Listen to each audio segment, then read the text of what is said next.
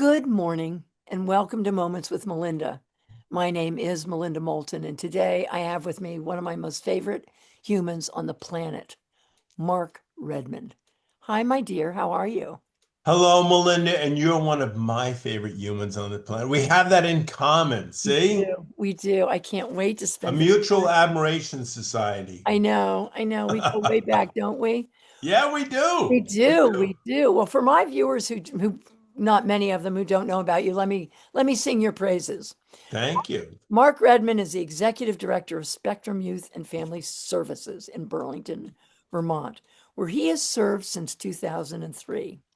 He is the author of The Goodness Within, Reaching Out to Troubled Teens with Love and Compassion, and his book written in 2021 called A Memoir. Called A Memoir. Mark is a gifted storyteller and has been seen often on the Flynn Stage sharing his stories.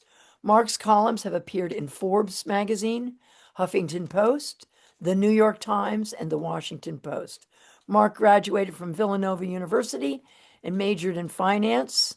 And I think you have a master's in public service, right? Public administration Public administration. from NYU. NYU. Good for you.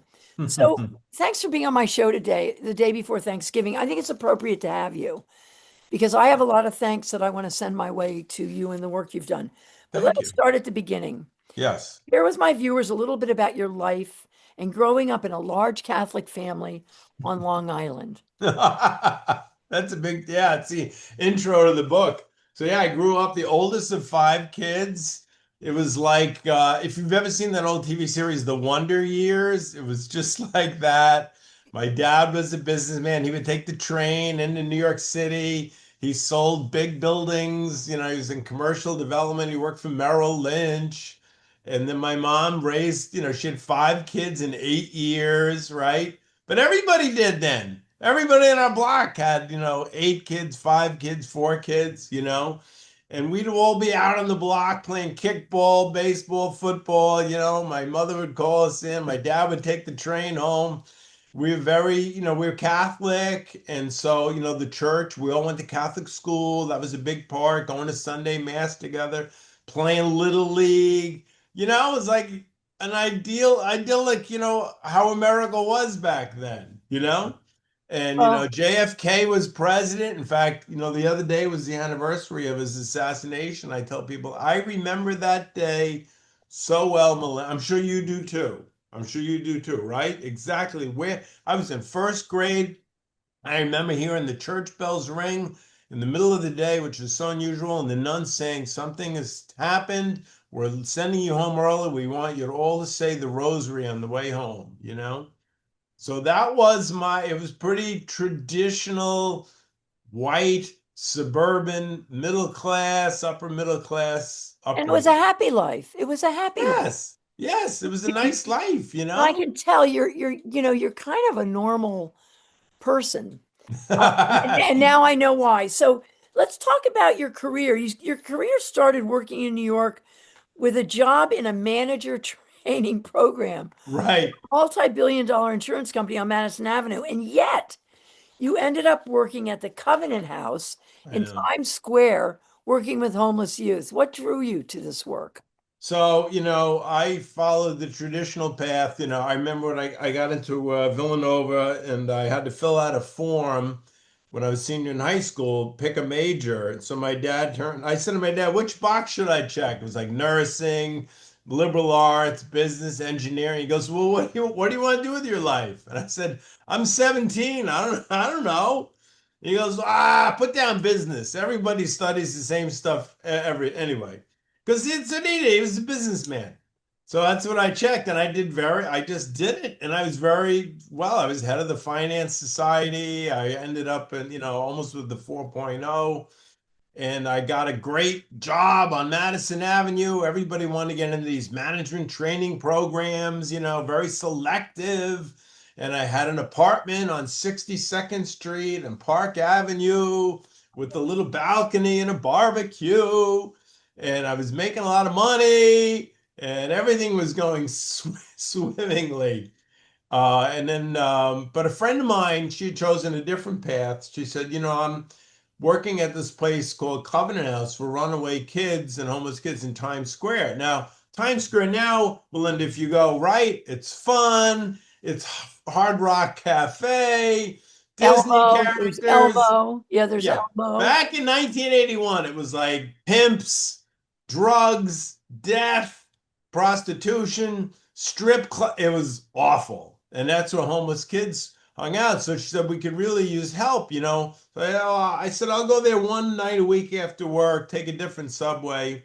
So I would just, hand out snacks, play basketball with the kids, and kind of slowly I began to realize, like, this is really what I want to be doing. I really didn't enjoy the work at the insurance company. Yeah, I was making a lot of money and my future was all laid out. And I remember being at this meeting, and I write about this in the book, where this big executive was like, I'll make up the numbers. Okay, it's 1981, and our goal, we're now, 2 trillion in assets, and we got to get to 10 trillion in assets by the end of the decade. And that's what you all have to devote yourself to. And I remember sitting there thinking, like, that's not what I want. I'm not saying it's wrong or it's immoral. I'm just saying that's not what I want to dedicate myself to. So much to my parents' chagrin, because they had paid for my college education, I quit my job. I gave up the apartment. I became a full-time volunteer. I didn't even work at Covenant House. I was a full-time volunteer living there across the street from a strip club and a crack house, making $12 a week, working with homeless youth, and that's how I began. That's a So that's how it that's started. a And that great was story. 44 years ago. Isn't that 44 years. And crazy? look at you now. Look at you now. Now, listen, I don't know if you're going to share this with me, but I love this story because Mary Yes. Beth, your wife, is such an instrumental part of your life. Yes. Tell us very quickly about how the two of you met because I love this story. So I was married. I met somebody at Covenant House and we got married. And unfortunately, it didn't work out. We had a child. We got divorced after 10 years. So then I was single. And this is before Match.com. This is before Tinder. There was no Tinder. It's like you actually had to rely on people to set you up. And I'm in Westchester County. I'm in suburbia. It's all families. So 5 years go by. I'm still single. And my brother did the AIDS bike ride from Boston to New York. And he called me up and he said, when I was in a park, 3,000 cyclists, I ran into a TV reporter and I recognized that she was my prom date from like 20 years ago when we were in high school. And I remembered her name. I said, "Oh, Mary Beth Christie. I remember you went to the prom with her." My brother's 6 years younger. So I said, "I'm sure she's married." Oh, he goes, "No, no, she's still single." So I said, "I just started working in Connecticut and she's with a TV station in Connecticut." So he said, "Yeah, why don't you?" I said, "I'd like to meet her." He goes, "Why don't you call her up?" I said, I'm not gonna call her up. Hi, you went to the prom with my brother 20 years. What you think I'm a nut? So another 6 months goes by. I'm at a hearing. We're starting the first charter school for low-income children in Stanford. I'm going to testify. There's all these TV networks there. And I go up to this female reporter. I said, "Hi, any chance you know of a fellow reporter named Mary Beth Christie?" She goes, "Yeah, she has the desk right next to mine." So I take out my business card and I wrote on the back, "Hi, you went to the prom with my brother in 1981, 1980, figuring she's going to call me, right, Melinda? No, no, no. So then another 6 months go by, and it was a buddy of mine was like, "Redmond, what's the latest with the ladies?" All my married friends were living vicariously. They thought I was living like this Sex in the City life, which I wasn't. So, and I said, "Well, there's this one woman, her name keeps coming up. It keeps coming up. So anyway, then I remembered a buddy of mine was a doctor and he was a priest. He worked with AIDS patients in Tanzania and he was back. And I remembered he was at the same missionary organization. Mary Beth left TV to start working with this organization. So I emailed him and said, "Can you give me the email for this Mary Beth Christie?" So he gave me her email. So I still have the email, Melinda, all these years. 20. Hi, you went to the prom with my brother in 1980. Oh, And so we got together and we got engaged a couple of months later, and now we've been married almost 25 years. Isn't that extraordinary. crazy? I love that story. It's a great story. It's amazing. So what brought the two of you to Vermont and your work at Spectrum? So I was at this nonprofit in Stamford, Connecticut, started the first charter school. Mary Beth, we got married. She got pregnant pretty quickly, and she was pregnant. And I knew there wasn't any openings, in the organization I was at. So I called this woman who ran what's called the New England Network. So it was a network of all organizations serving homeless youth, And I called and said, literally, Maine, New Hampshire, what? She goes, there's a place called Spectrum in Burlington, Vermont, and they may be looking for an executive director. And I had never heard of Spectrum. I'd been to Burlington once in the 80s, loved it. So I went home and said to Mary Beth, there's maybe an opening for me up in Burlington. And she used to ski at Okemo as a kid. She thought, Burlington was like this tiny little town with one pizzeria. And I said, no, no, no, there's universities and restaurants and. So anyway, I applied. I was one of 36 candidates. I mean, like there were it was just a total long shot. And they came interview. They flew me up, interviewed. So finally, at the end, by then we had the baby. He was just a few weeks old. So the board called me in and said, listen, we'd like to offer you the job, but there's a few things you should know. A, we're out of money. B, we owe money to a couple of banks. The police hate us. The merchants on Church Street all are trying to close us down. Uh, Two of our kids just murdered a drug dealer in an apartment we have on Pine Street. Do you want the job? Jesus. So I said yes. I said yeah. So we moved up here. I quit my job. Mary Beth quit her job. Our child was like 2 months old. It was minus 33 degrees the day we got up here. We were both like, what did we get into? But you just had to go in and it was really dire, Melinda. It was literally, can we pay people this week? Are we going to make payroll this week? Or some horrendous police incident or a Channel 3 reporter showing up on my doorstep, sticking a mic. Do you know one of your mentors is accused of statutory rape with a young, I mean, every day it was like, oh my gosh, what's going to happen? But you hang in there. I felt committed to the place. I could see that Spectrum had the potential to do some good work. Somebody gave me a list. These are the people you need to meet. Stage Davis, the late Nancy Cathcart, Richie Tarrant, Dan Feeney, Melinda Moulton, Mary Abley. These are the people that you need to meet. And you were on that list. Well, You're on the list. I'm so honored that I was on that list. So Mark, tell us a little bit about Spectrum for my viewers who aren't aware of it, because the mission and the vision, because you worked there for 20, you have worked there for how many years? 20 years? 24. 24 years. This February, it'll be 24 years. Is that 24 right? years. Yeah, And you were 24 really years. instrumental in Yeah. helping it grow and expand. So talk to us a little bit about what Spectrum does. So it's interesting, there's a drop-in center a couple of blocks from here, and people see that and think, oh, that's Spectrum. And it's true. Young people who are homeless, who are runaway, who have no resources can come in there. We're getting Thanksgiving dinner ready for them today, and which will be nice. I made mashed potatoes last night. And they can come in, no questions asked. We don't need your social security number. We don't need your Medicaid number. We don't even need your name, though we'd like to know your name. Have a lunch, have free dinner, take a shower with tons of donated clothes. Community Health Center has their health clinic in the building. How do you feel? Do you need to see a doctor or a nurse, right? And then we'll ask a young person after they eat, hey, where are you staying tonight? Are you living in a car? Are you sleeping in a tent? Because we have 30 beds here in Burlington, and maybe one of those is open. And then we'll ask, do you have a job? Would you like to? We have 5 job developers on staff that are linked to healthy living, city market, PC, And then we'll ask, let's go see a doctor and nurse next door. And that's how it goes. How about school? A lot of these kids dropped out of high school, Melinda.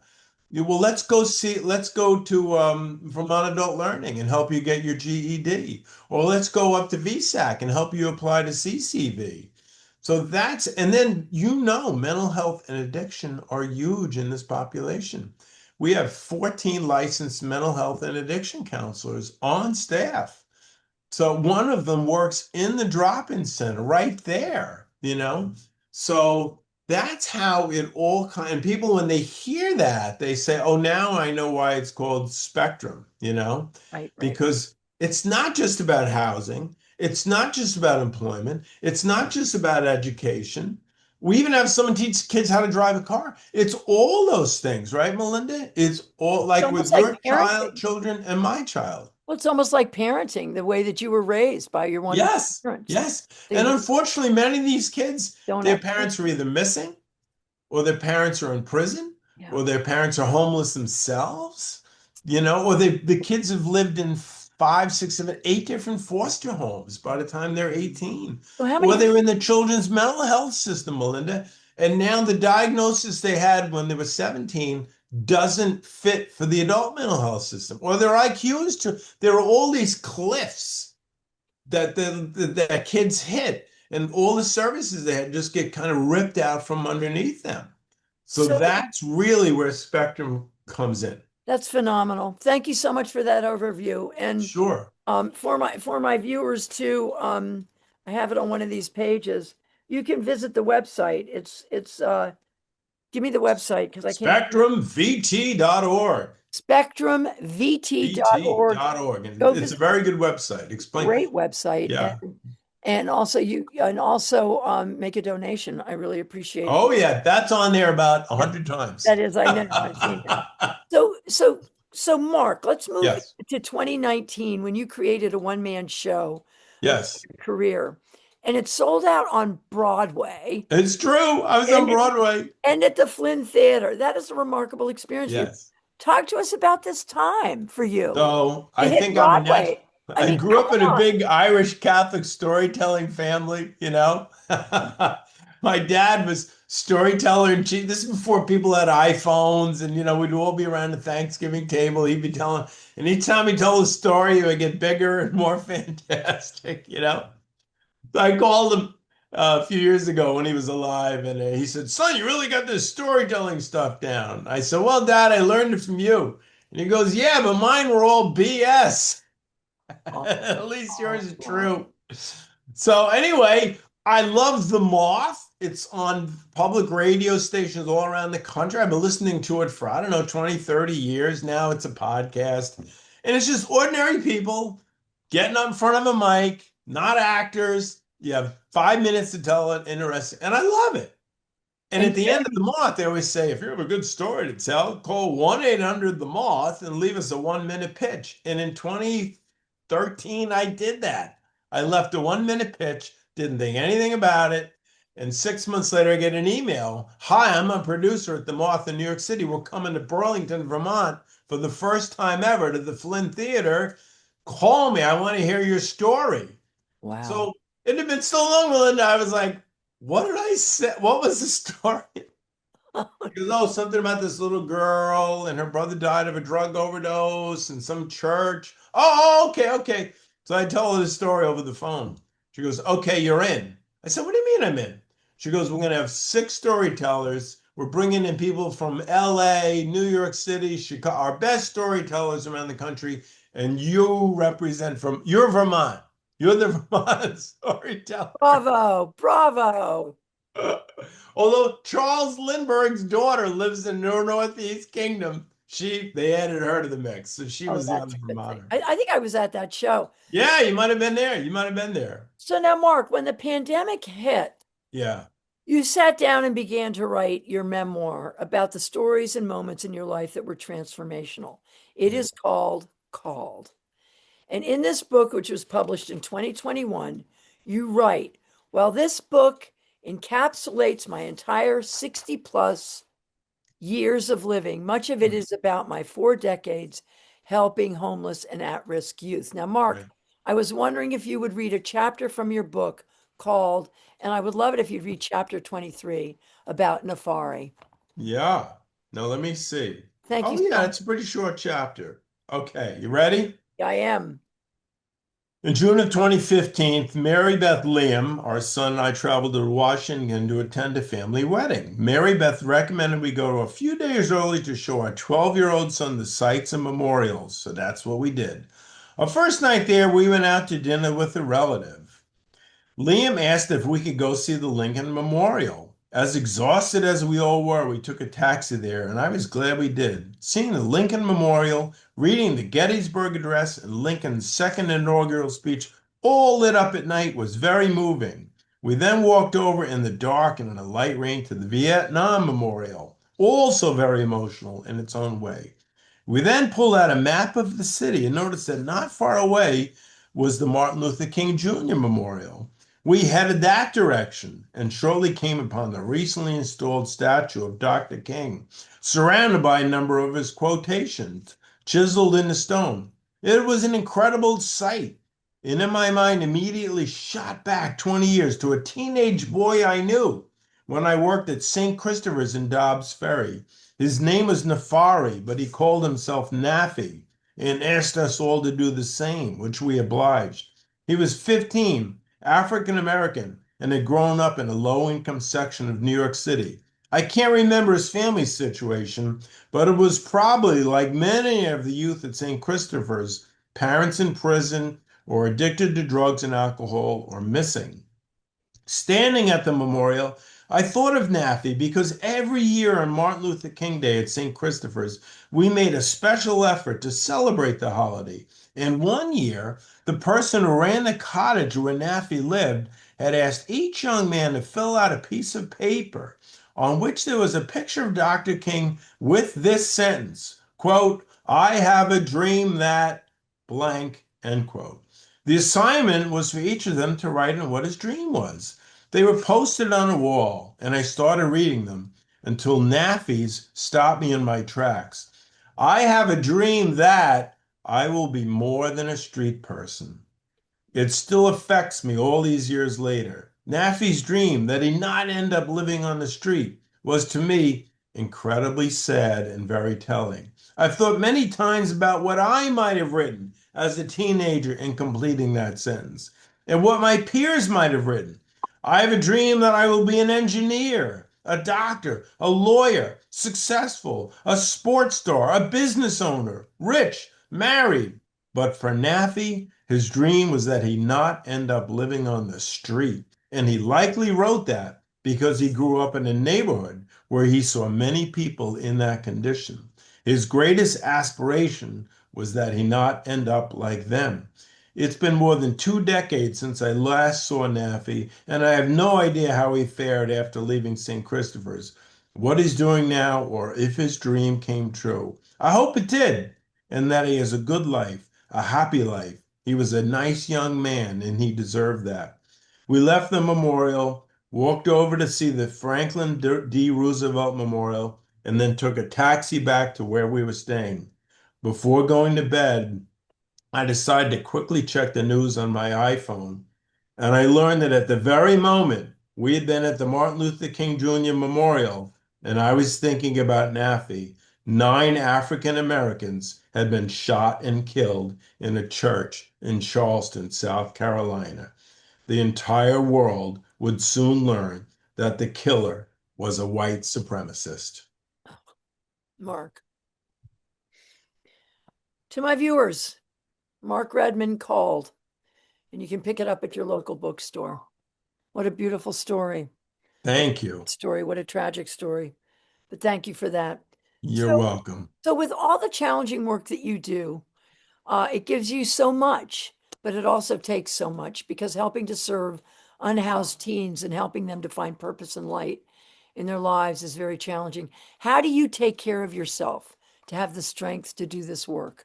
That's such a good question. I don't talk about it at work because it's not my place, but I am, I'm religious and, I believe in God and I believe that that's why you call. Like, I believe this was my call. When I die, I'm going to ask, like, hey, what was that all about? I was supposed to work on Madison Avenue, make a lot of money. But that helps a lot if you really have a spiritual basis, and you don't have to be a Catholic or, some kind of spiritual life.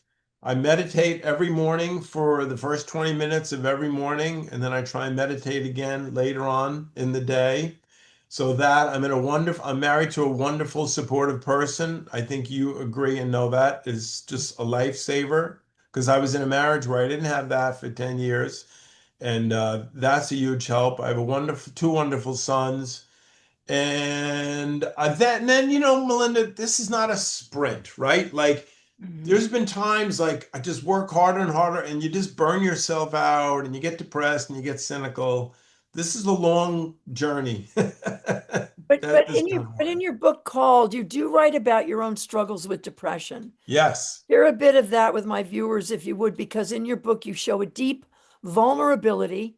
You're extremely authentic and raw and profoundly honest. So talk to us about that. Yeah, that chapter has affected. That book came out, and so many, especially women, wrote to me because it's what's after I got divorced in 1994, I fell into a very deep depression, like to the point where I couldn't get out of bed, I couldn't sleep at night. I lost like 30 pounds. I couldn't even like I just couldn't function. And it was very humbling. I went on medication. I had a psychiatrist and a therapist. Would go for individual therapy group. It was very humbling at the time.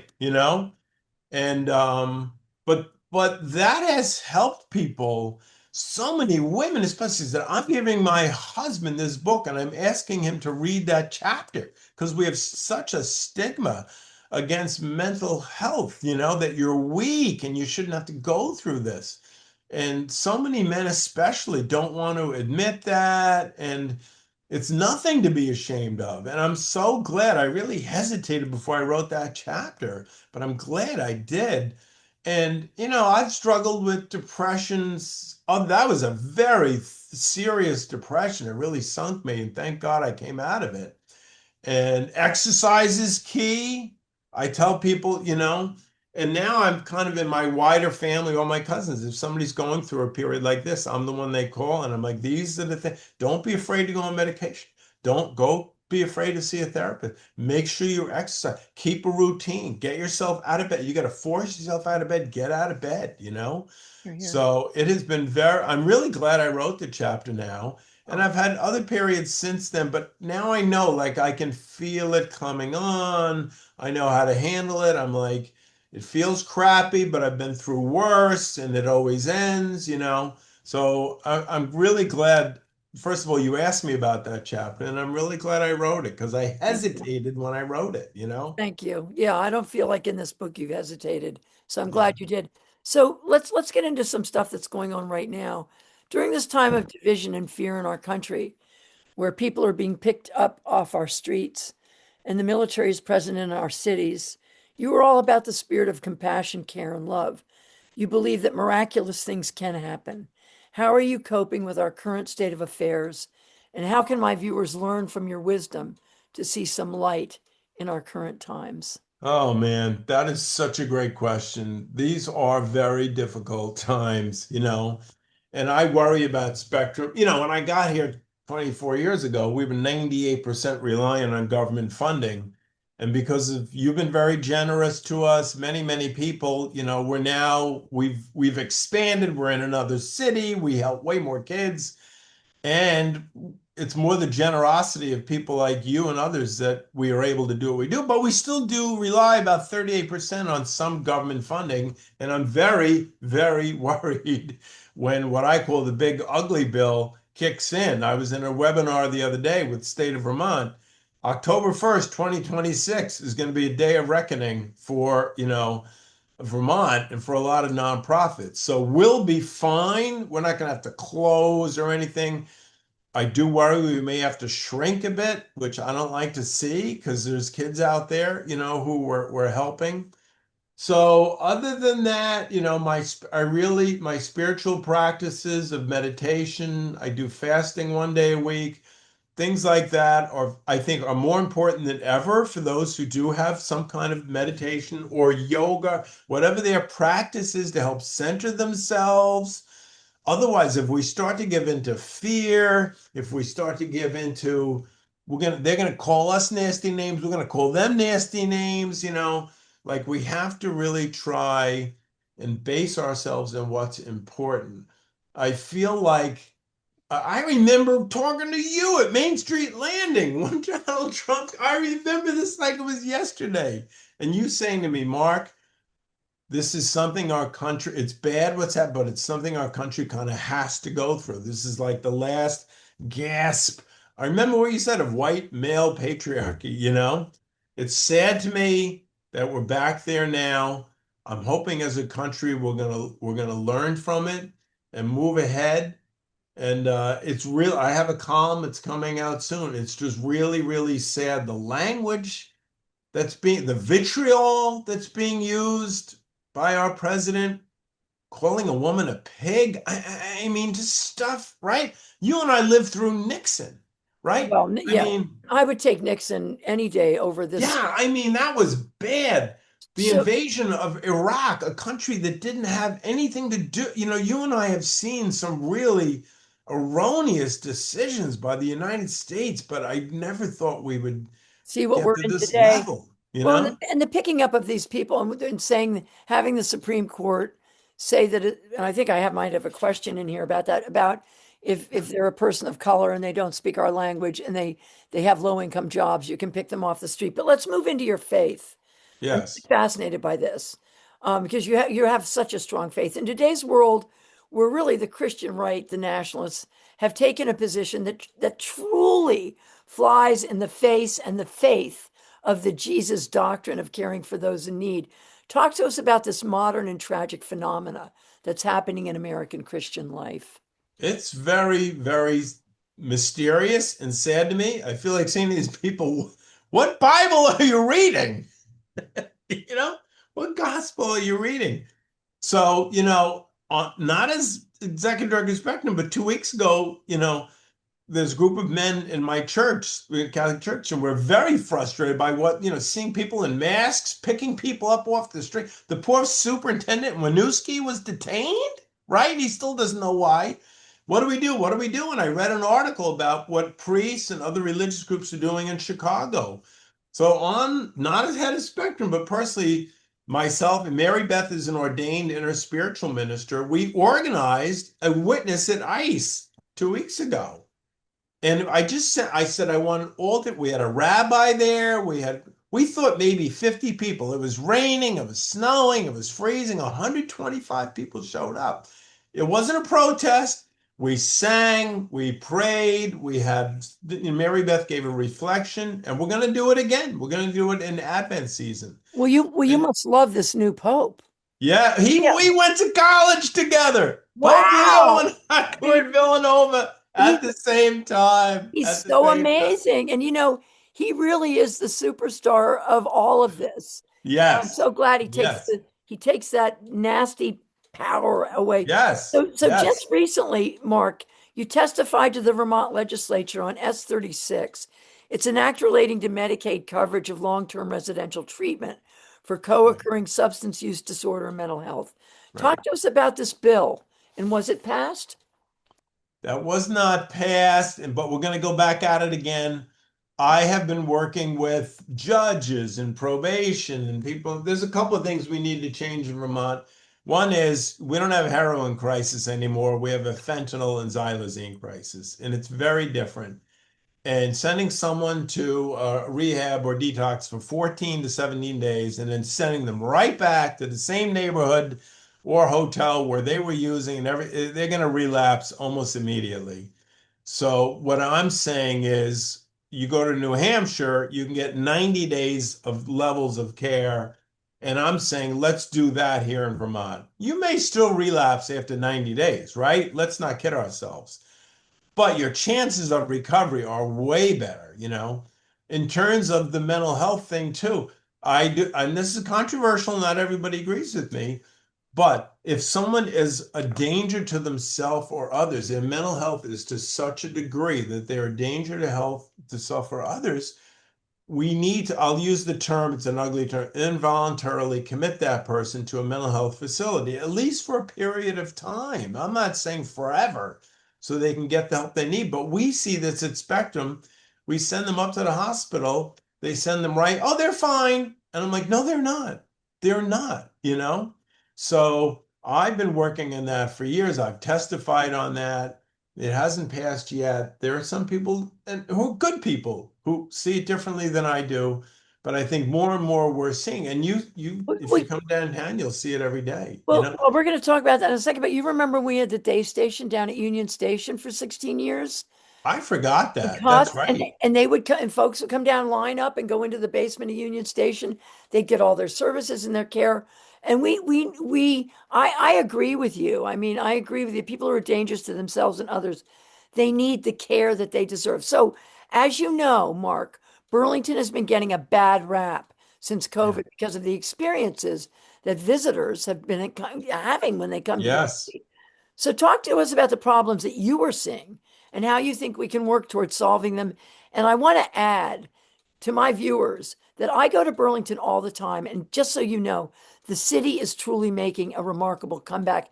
And I give a big hats off to Building Burlington's Future, the new group that has started up that's doing a lot of great work, plus a lot of the other nonprofits, including Spectrum. But talk to us about what you're seeing in Burlington and what we can do about that. Yeah, I'm part of building Burlington's futures too. The Ashes reached out to me, Ernie Parmelo, and so they included me in there right away. In fact, when the governor came in a month ago, they had two nonprofit leaders there, myself and Shabnam Nolan from King Street Center. So that I was really privileged and I was very grateful we got invited to that.